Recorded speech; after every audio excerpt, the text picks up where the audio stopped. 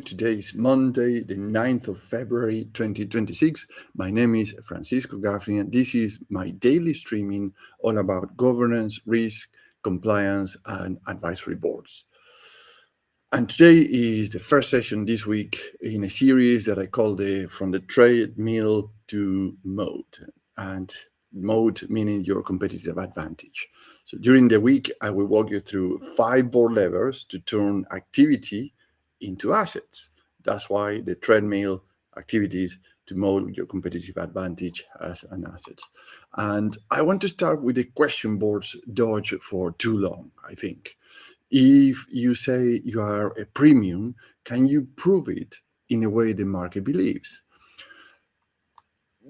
Through the asset lens, today's focus is one asset only, the brand asset, not a logo, not a tagline. The asset is a premium you can defend because buyers believe in your provenance, your scarcity, and your trust signals. And I'm going to go through all of them today, and I'm going to give you 5 steps also to identify if you are a premium and how to prove that. Now, let's take a look at 3 things with brand assets. Number 1 is the most premiums claims fail because they sit in marketing, not in the business model. If the premium is not tied to evidence, process, and protection, usually collapses under the pressure. The second thing that to consider, if you benchmark yourself or your company only against in the unit price of a commodity, and I mean one that is easily interchangeable with any other in the market, a market, for example.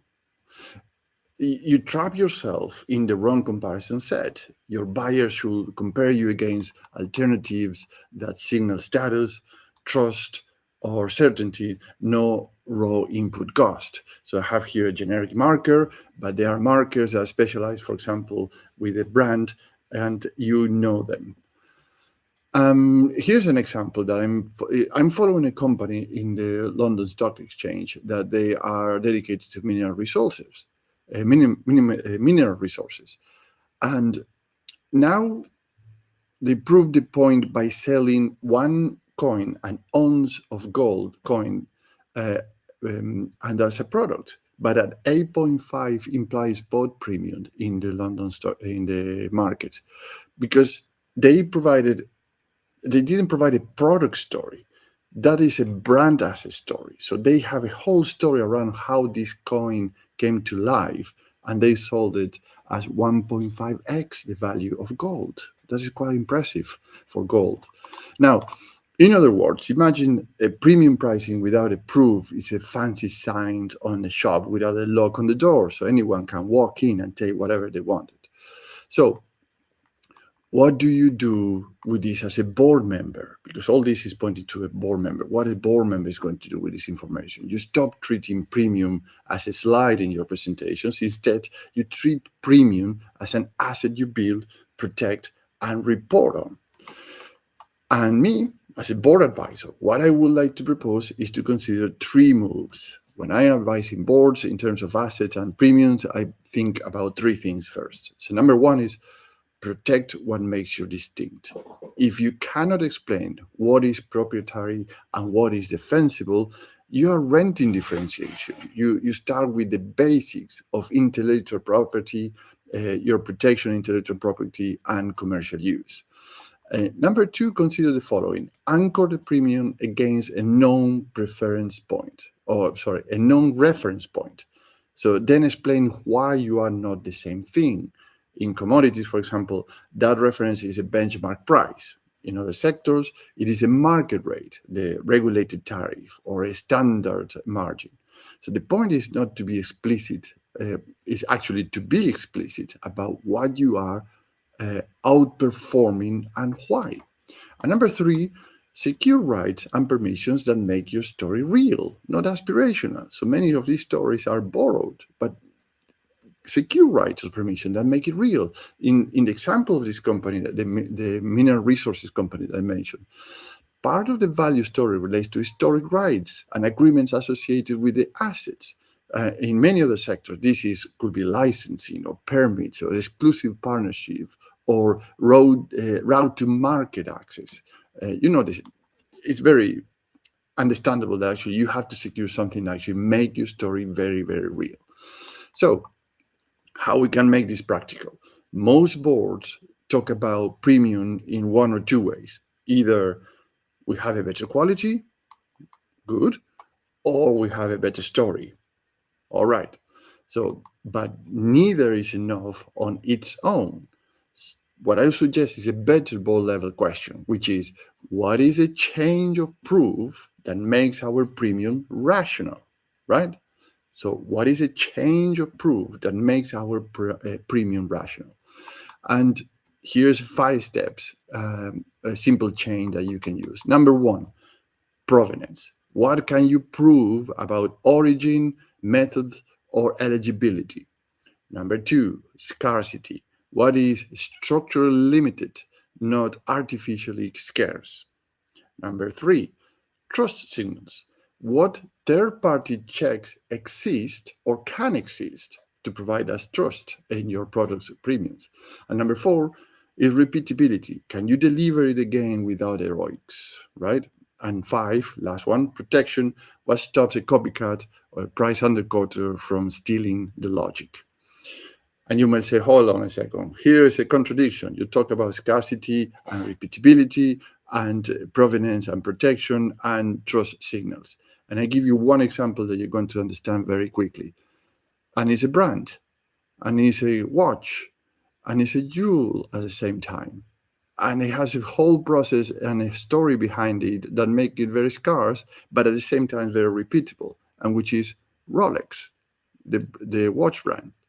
So they have a full story about precision, um, precision, machinery, jewelry status, or how they build the watch in a way that actually is designed, right?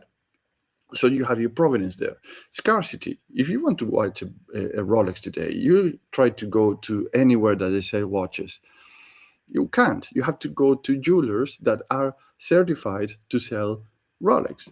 And then you have the trust signals. So you cannot go anywhere to buy that. So you have parties. I said, yeah, this is more than the timepiece is a jewel.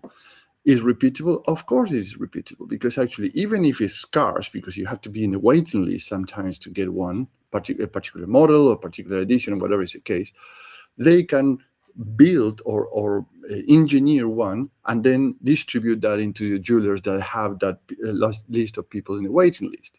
And in terms of protection, they have a very, very good engineering, trademarks, intellectual property, etc. It's very hard to copycat, undercut the price, or steal the logic that they have. Can be there are copycats everywhere, and you can buy it for a pound. Yes, you can, but it's not a Rolex. It's not certified. It's not the original piece. And this, I think, that the proof.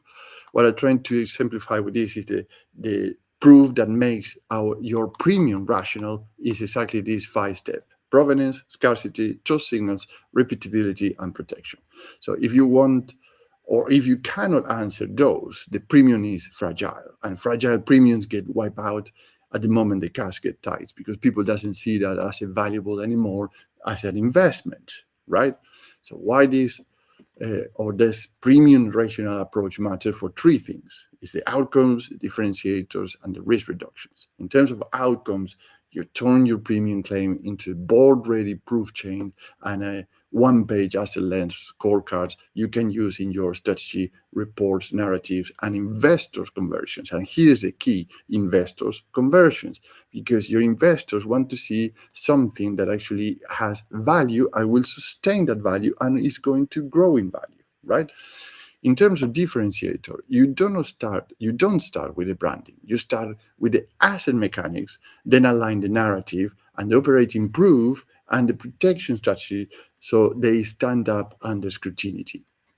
And in terms of risk reduction, you use the UK reporting expectations on telling the business model story as a guardrail. So you avoid overclaiming and you stay credible when the markets get skeptical, right? Now, one action you can take today is to write your premium proof chain, the 5 lines: provenance, scarcity, trust signals, and repeatability, and what is your protection. So let's pause it to here today and reconvene tomorrow, because tomorrow we move into the funding assets. So you will see why a premium story without runway still ends in dilution, because actually there is no cash to produce whatever you have to produce. Now, if you are a board director or in the C-suite and you want an asset lens on your premium proof chain, set a 30-minute call with me to understand what is your position and how an independent international advisory board looking from the outside in can help you and your company and your team without stepping on your toes, without the traditional consulting overhead, and without the public theater.